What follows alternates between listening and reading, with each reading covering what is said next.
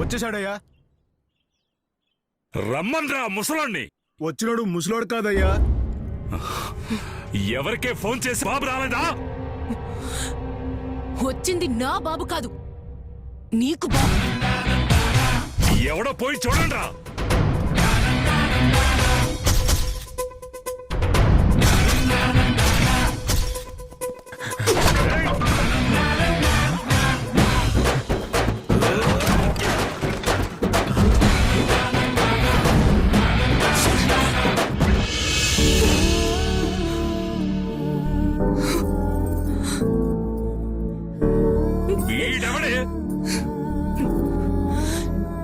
నా అన్నయ్య. వీడిని తన్ని దీని బాబుని రమ్మనండ్రా.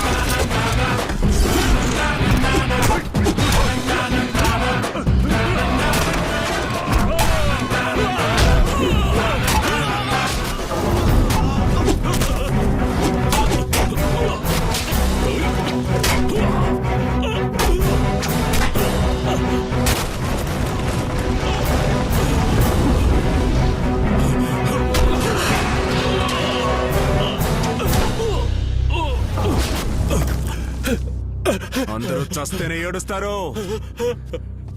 నా చెల్లెలు ఏడ్చిందో చచ్చారు.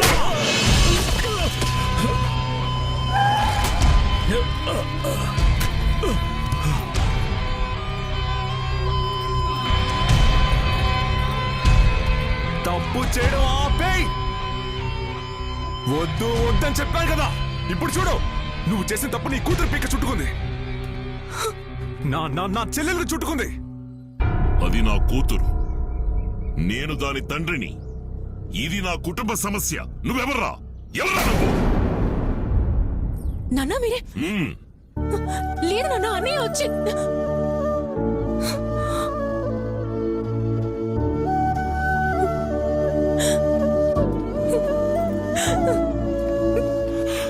తెలియక తప్పు చేశాను. ఇకపై ఇలా జరగదు.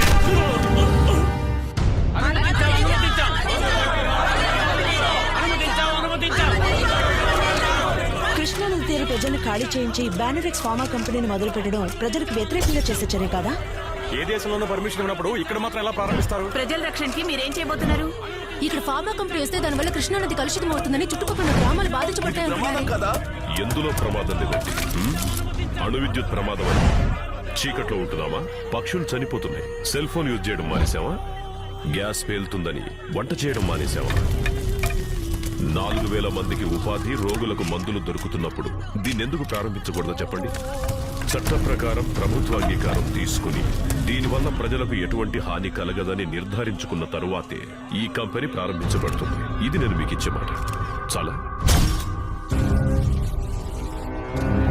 పోరంబోకు స్థలంలో ఉన్న 1500 కుటుంబాల్ని ఖాళీ చేయించాలి.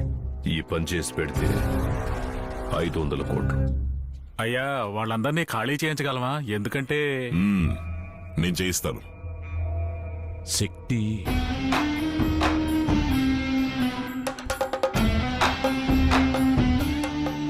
ఈ శివయ్య ఆశపడ్డ చోటు మాత్రమే కాదురా, నీడపడ్డ చోటు కూడా నాకే సొంతం అవ్వాలి. నరికేయండ్రా. మన కుల నాయకుడి విగ్రహం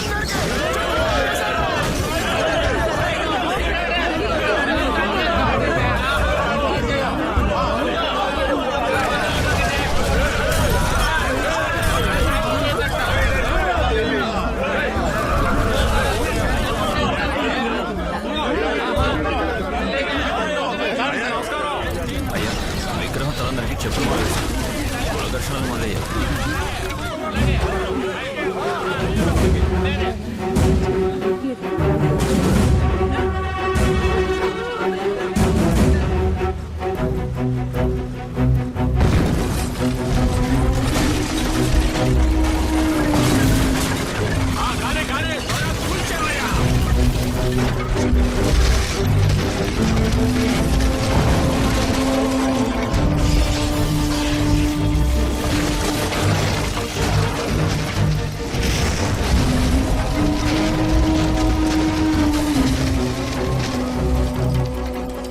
అయ్యా, ల్యాండ్ మీ పేరుకి మార్చి రాసాం. 500 సీమే అకౌంట్కి ట్రాన్స్ఫర్ అయిపోయింది.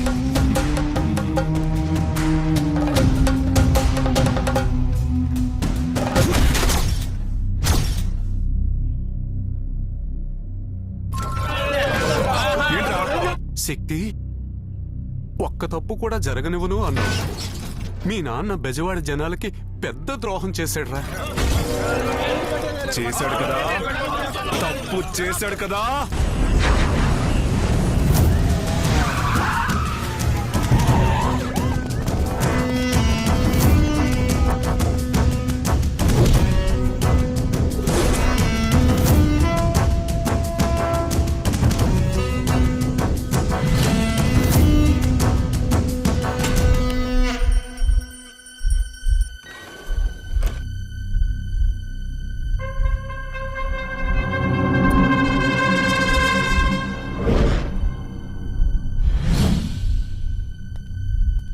ఏమండి, భయంగా ఉందండి. పోలీసులు వచ్చారన్నా.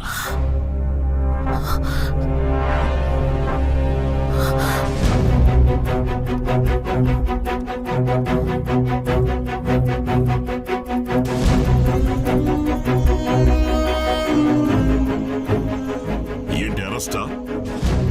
వాడి పనేనా? వచ్చాడా వాడు? ఎక్కడున్నాడు? రేయ్, ఎక్కడా? తెరవరా గేటు.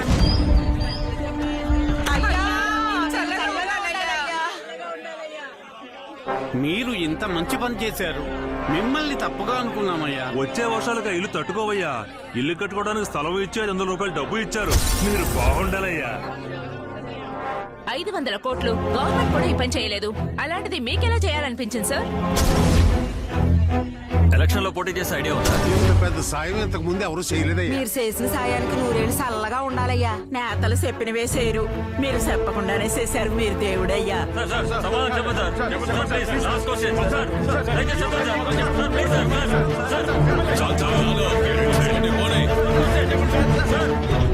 రేయ్, ఆడిటర్, ఏం జరుగుతుందయ్యా? 150 ఎకరాల స్థలం, 500 కోట్ల డబ్బు. మీరేనే సంతకం పెట్టారు? నేనెప్పుడయ్యా సంతకం పెట్టాను?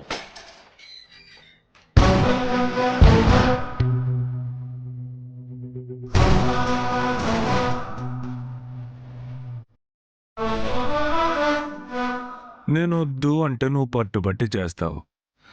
పోరంబోకు స్థలానికి నువ్వు తప్ప పట్టా ఇంకెవరు తెప్పించగలరు? అందుకే నువ్వు చేసేది నేను చూస్తూ ఉన్నాను. తర్వాత నేను చేయాల్సిన పని చేశాను.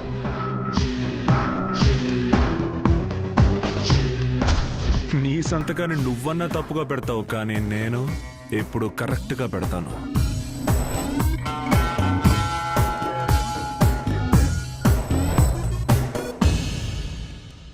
నీకు నేనంటే ఎంత ప్రేమ!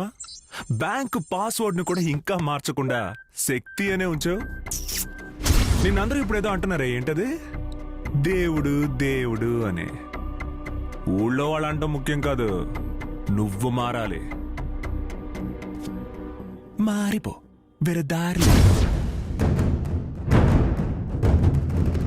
శక్తి మీ అబ్బాయి అనే భావన ఉన్నంత వరకు వాడిని ఏం చేయలేం. మీరు కొడుకుని చూస్తున్నారు, వాడు తండ్రిని చూడడం లేదు, అందుకే గెలుస్తున్నాడు. వాడి ప్లేస్ లో ఇంకొకడు ఉండుంటే ఈ పాటికి ప్రాణాలతో ఉండేవాడా? మీరు గెలవాలంటే వాడిని మర్చిపోవాలి. శక్తిని మీ మనసులోంచి తీసిపారేయండి.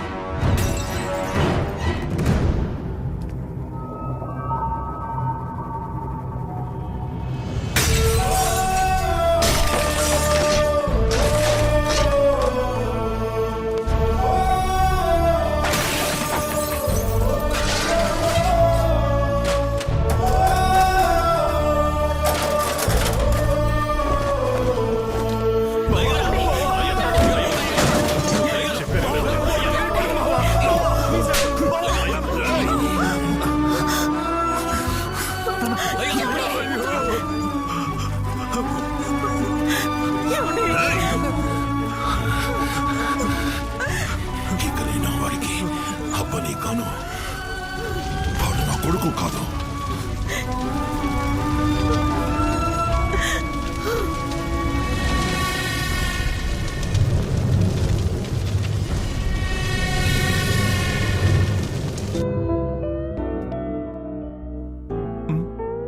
ఆ రోజు తప్పుగా మాట్లాడాను. ఏ రోజు? ఇప్పుడు వెళ్ళి నీ మొహం అద్దంలో చూసుకో. నీకు మాత్రమే కాదు, అందరికీ నువ్వు నచ్చుతావు. నీకు పిచ్చి పిచ్చిగా నచ్చేసావు.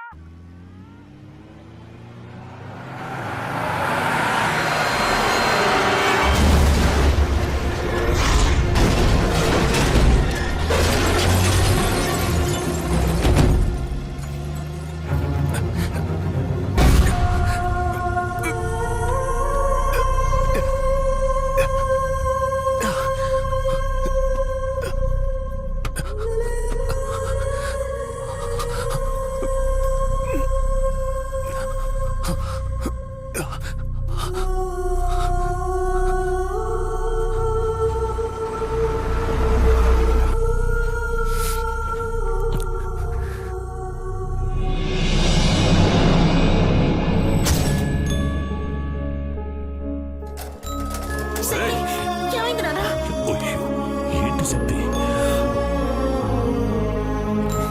పద, హాస్పిటల్కి వెళ్దాం. పద.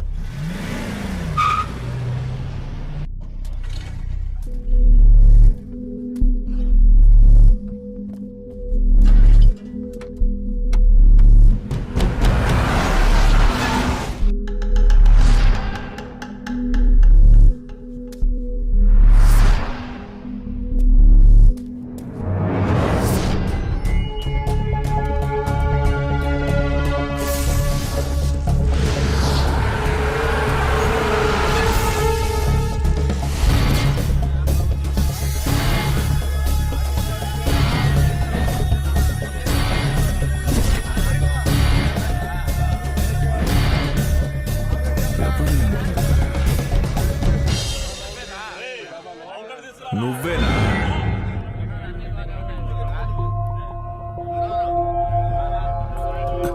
నువ్వేనా?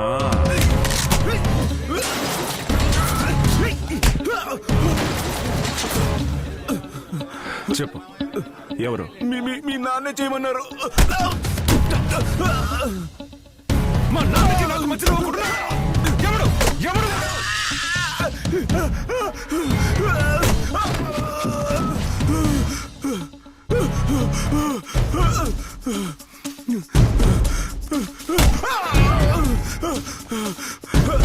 అవునరా, నీ బాబు కాదురా, కానీ వాడెవడో నువ్వు కనిపెట్టావు.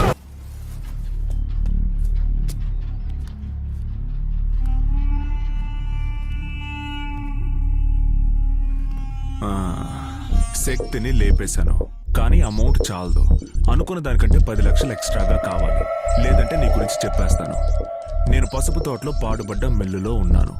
కొట్రా గ్రూప్ మెసేజ్.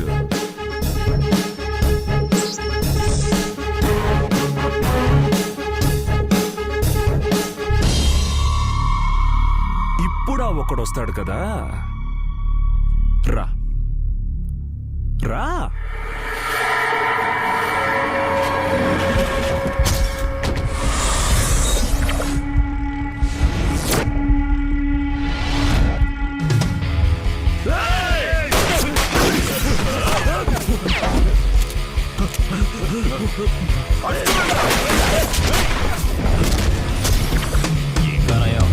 మిస్ అయ్యేవాడు. నేను లేపేశావునా?